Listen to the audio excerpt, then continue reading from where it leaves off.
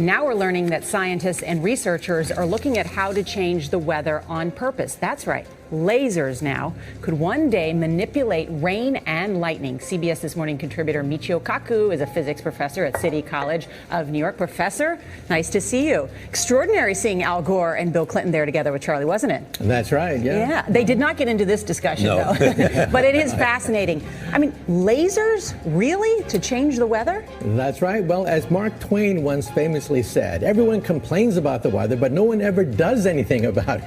Well, instead of doing a rain dance, we physicists are firing trillion-watt lasers into the sky to actually precipitate rain clouds and actually bring down lightning bolts. This is potentially a game changer. But this is experimental. It's experimental. However, in the laboratory so far it works.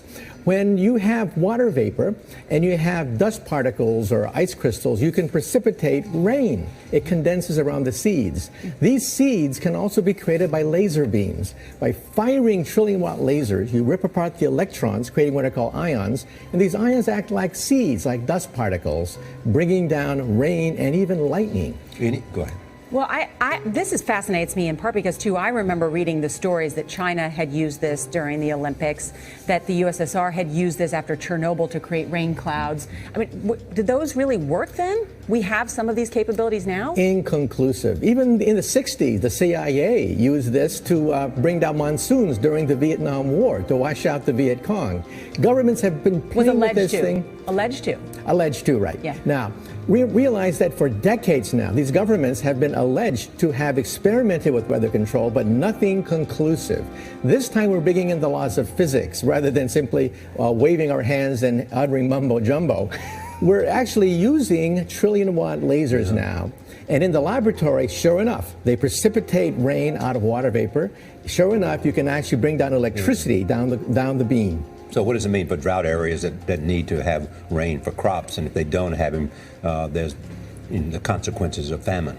Well, the bad news is if it's a clear blue sky, it's not going to do anything at all, because it only takes water vapor that's already in the air and condenses it.